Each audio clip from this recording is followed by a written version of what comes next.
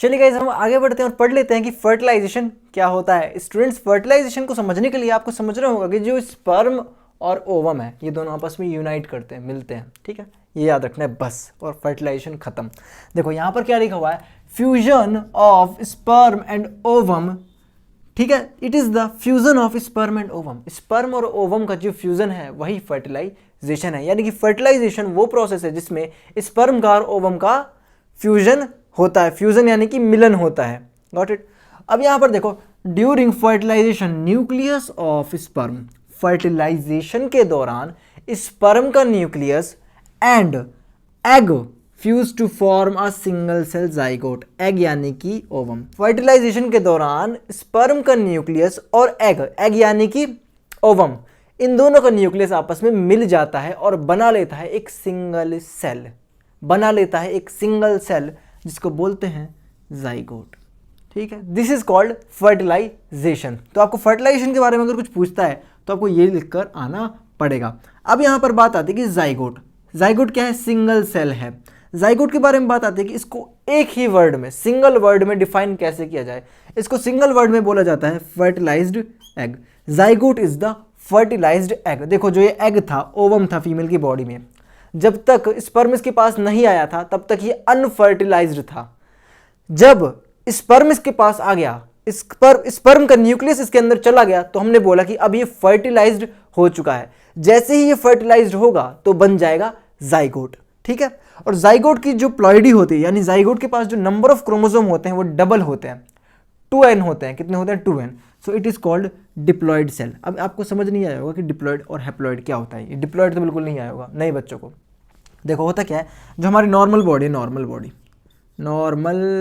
Body, हमारी जो body है नॉर्मल बॉडी है, सबकी नॉर्मल बॉडी है, हमारी बॉडी नॉर्मल है, ठीक है। अब नॉर्मल बॉडी का नॉर्मल सेल लेते हैं, यानी कि स्किन का सेल ले लेते हैं, आंखों का सेल ले लेते हैं। तो यहाँ पर हम कोई भी सेल ले सकते हैं। फॉर एग्जांपल हमने ले लिया आई की सेल, आंखों की सेल, आई की सेल, स्किन की सेल, ठीक है, स्किन, आइज। और कौन कौन से पार्ट होते हैं हमारी बॉडी में, मान लीजिए हमने ले लिया न्यूरॉन, ले लिया न्यूरॉन ले लिया। तो हमारी जितनी भी सेल्स हैं सिर्फ स्पर्म और ओवम को छोड़कर वो सभी के सभी डिप्लॉयड होते हैं। क्या होते हैं बच्चे? डिप्लॉयड। यानी कि उनके अंदर जो क्रोमोसोम का नंबर देखा जाएगा वो देखा जाएगा 2n नॉर्मल सेल्स में। लेकिन मेरे प्यारे स्टूडेंट्स, जो ये स्पर्म और ओवम होते हैं, स्पर्म के पास और ओवम के पास, यहाँ ध्यान से देखना, स्पर्म के पास और ओवम के पास n नंबर ऑफ क्रोमोसोम्स होते हैं। सो स्पर्म और ओवम जब मिलते हैं तो n प्लस n क्या हो जाता है? 2n। और यहाँ पर 2n कब बनता है? जाइगोट कंडीशन में, यानी कि फर्टिलाइज्ड हो जाता है जब एग, तो वहाँ पर देखे जाते हैं 2n नंबर ऑफ क्रोमोसोम। और जिस सेल के पास 2n नंबर ऑफ क्रोमोसोम होते हैं उन्हें बोलते हैं डिप्लॉयड सेल। आई की सेल के पास भी 2n नंबर ऑफ क्रोमोसोम है, ये हमें पता है। स्किन की सेल के पास भी 2n नंबर ऑफ क्रोमोसोम है, न्यूरॉन की सेल के पास भी 2n नंबर ऑफ क्रोमोसोम है। सारी सेल्स के पास 2n नंबर ऑफ क्रोमोसोम्स है, बट स्पर्म और ओवम के पास इसका हाफ होता है। 2n का हाफ कितना हो गया? सिंगल n, ठीक है।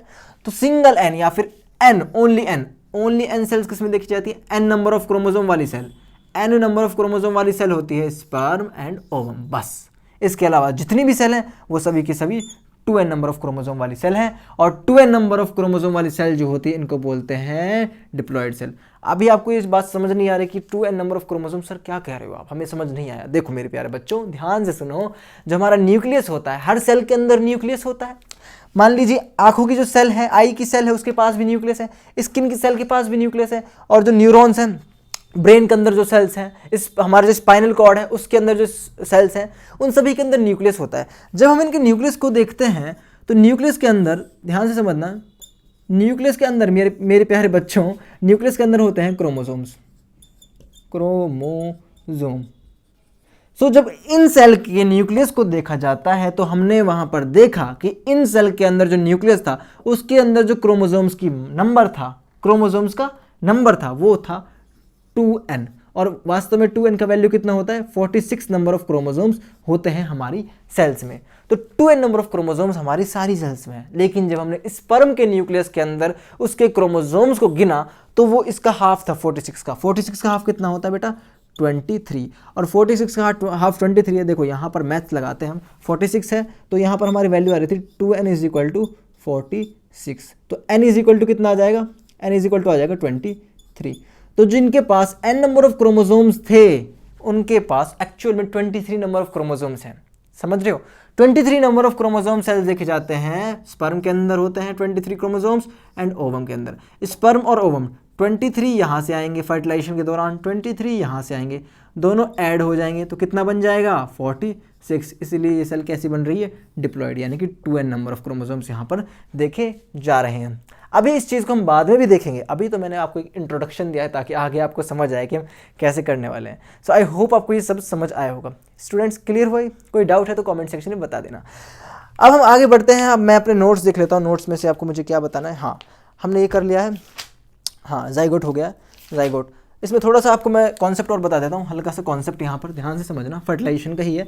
अभी तक जिन बच्चों को समझ नहीं आया वो ऐसा ना समझे कि सर पता ही नहीं क्या बता रहे हैं। एक छोटी चीज़ याद रखो, जिसके पास 2n नंबर ऑफ क्रोमोसोम्स हैं वो तो है डिप्लॉयड सेल। कौन सी सेल? Diploid, diploid cell. जिसके पास 2n नंबर ऑफ क्रोमोसोम्स वाली सेल जो होती है उसको बोलते हैं डिप्लॉयड। जिसके पास only n number of chromosome होते हैं, यानी कि हमारी स्पर्म और ओवम वाली जो सेल्स होती हैं, इनको बोलते हैं हैप्लॉयड। क्या बोलते हैं? Haploid cells. Got it? जिनके पास only n number of chromosome वाली सेल है उनको बोलते हैं हैप्लॉयड, यानी कि स्पर्म भी हैप्लॉयड है और ओवम भी हैप्लॉयड है, because they contain n number of chromosomes in their nucleus. ठीक है, अब यहाँ पर हम देखते हैं कि फर्टिलाइजेशन के बारे में थोड़ा सा देख लेते हैं आपको, जिससे कॉन्सेप्ट और स्ट्रॉन्ग होगा। इसको थोड़ा रब कर लेते हैं। बेटा नोट कर लिया करो, जब मैं पढ़ाऊँ ना नोट कर लिया करो। वीडियो को पीछे करके देख सकते हो, कोई बात नहीं। ठीक है, तो इसको मिटा ही देते हैं। देखो यहाँ पर मैं क्या बता रहा था आपको, मैं बता रहा था कि जो स्पर्म, देखो यहाँ पर क्या होगा, फर्टिलाइजेशन में स्पर्म होगा और यहाँ पर होगा ovum, OVUM, ovum, sperm and ovum. अब देखो स्पर्म जो होता है इसके पास कितने नंबर ऑफ क्रोमोसोम होते हैं? n नंबर ऑफ क्रोमोसोम होते हैं। It is a haploid cell. ये कैसे सेल है? हैप्लॉयड। यहाँ पर ओवम के साथ भी सेम कहानी, इसके पास भी n नंबर ऑफ क्रोमोसोम होंगे। It is also haploid cell. Cell का टाइप बता रहा हूँ based on the number of chromosome. अब होगा इन दोनों क्या? फर्टिलाइजेशन, आपस में मिलेंगे, यो आपस में ये दोनों मिलेंगे, तो एक ये दोनों आपस में आएंगे इस तरह से। तो यहाँ से n नंबर ऑफ क्रोमोसोम्स गया और यहाँ से भी n नंबर ऑफ क्रोमोसोम गया और ये दोनों मिल जाएंगे, एक ही सेल बना देंगे दोनों मिलकर। क्या बना देंगे? एक सिंगल सेल बना देंगे, इस तरीके से सिंगल सेल। इस सिंगल सेल को देखो किन्होंने बनाया है? स्पर्म ने बनाया है और ओवम ने बनाया है। तो n नंबर ऑफ क्रोमोसोम यहाँ से, n नंबर ऑफ क्रोमोसोम यहाँ से, तो इस सेल के पास ये जाइगोट जो बनेगा, क्या बनेगा? जाइगोट जो बनेगा इसके पास क्या होगा? 2n number of chromosome. Sperm की जो सेल्स आती है वो आती है फादर से, स्पर्म की सेल आती है फादर से, और ओवम की आती है मदर से। ठीक है, सो ये थोड़ा कॉन्सेप्ट इसमें ऐसा है कि हैप्लॉयड और डिप्लॉयड का कॉन्सेप्ट है। हैप्लॉयड सेल्स हैं स्पर्म और ओवम, कई बार बता दिया अब तो। और जो जाइगोट है वो कैसी बेटा? डिप्लॉयड। आपको लगेगा कि मैंने आपको बहुत सारा टाइम वेस्ट कर दिया, शायद आपको ऐसा लग सकता है, कुछ स्टूडेंट्स को लग सकता है। उनको मैं बता देना चाहता हूँ कि बेटा कुछ भी यहाँ पर गलत नहीं बताया जाता, सब चीज़ें आपके लिए बताई जाती हैं। ये चीज़ अब आपको काम आएगी क्लास 10th में। जो चीज़ मैंने आपको समझाई है और अगर आपको ये समझ आ गई है तो आपको बहुत काम आएगी आपके जो क्लास 10th है उसमें भी, और आगे बायोलॉजी में बहुत ज़्यादा काम की चीज़ें मैंने बता दी है। हैप्लॉयड सेल और डिप्लॉयड सेल का कॉन्सेप्ट मैंने समझा दिया है। स्कूल में टीचर ने अगर आपको ये बता दिया है तो बहुत अच्छी बात है, नहीं बताया तो कोई बात नहीं। चलो स्टूडेंट्स, अब हमने ये सब समझ लिया है। अगर आपको समझ आ गया है प्लीज़ मुझे कमेंट में कहना कि यस सर, हमें हैप्लॉयड सेल और डिप्लॉयड सेल का कॉन्सेप्ट समझ आ चुका है। ठीक है, प्लीज़ मुझे बता देना। अगर नहीं आया तो भी बता देना हैप्लॉयड और डिप्लॉयड का कॉन्सेप्ट प्लीज़। इससे मुझे मोटिवेशन मिलता है कि आप बताते हो कि हाँ सर समझ आ गया। वैसे 95% बच्चों को मैंने देखा है हमारे चैनल पर, जितने भी हैं 95% और भी ज़्यादा हैं, उनको समझ आता है मेरा पढ़ाया हुआ। ठीक है, उनको अच्छी तरह समझ आता है। तो चलिए गाइस, हम पढ़ लेते हैं टाइप्स ऑफ फर्टिलाइजेशन।